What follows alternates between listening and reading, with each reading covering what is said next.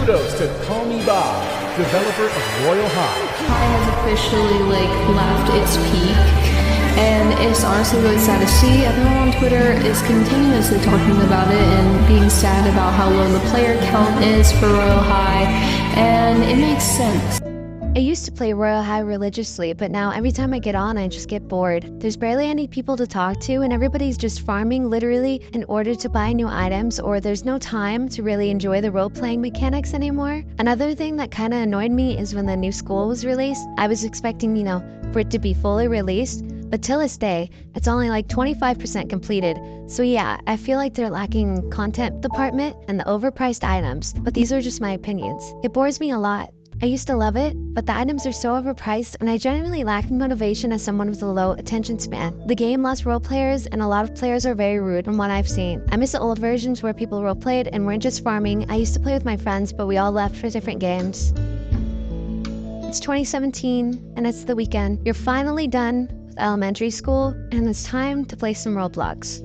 A new game at Chantix High catches your eye. A game based on the children's TV show The Winx Club, where you can dress up as any fairy and be any mermaid, dress up however you like, and roleplay with random people and make friends. I mean, at this time there were free costumes, there were no grinding involved to get a tutu, diamonds were given by being in the game. Winx cost 100 diamonds at least. You could get candies during Halloween by exploring, not spending hours grinding or paying for it. Clothes were affordable for everybody, and the dark fairies might have fought you for the dorms, but they didn't make you feel lesser then. Even then, Royal High still gets a concurrent player base now, populating a shell of what it used to be.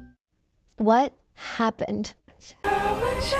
Officially left its peak, and it's honestly really sad to see. Everyone on Twitter is continuously talking about it and being sad about how low the player count is for Royal High, and it makes sense. It all starts with the conception of Royal High, or the deletion of Enchantix. Call Me Bob found the wonders of charging for game passes, where she released diamond multipliers. You could say it starts with the creator herself, which you could say has always destined to become money-hungry and belligerent to its supporters and creators.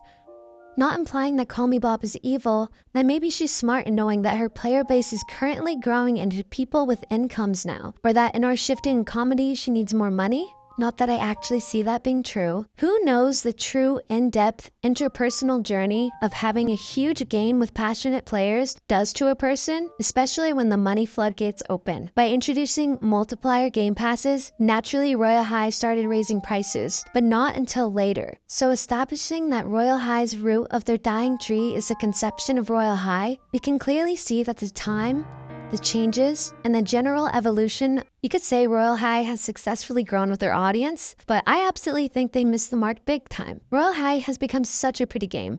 The new campus is beautiful, and the UI makes me happy as someone who's into art and graphic design. Everything about the current game is utterly, exactly, and specifically what I was searching for on Roblox. I found myself searching for every single chest in the game, which took hours. I got 10k diamonds. I really thought I could get an avatar like everybody else's at this point. But opening the shop, my jaw dropped.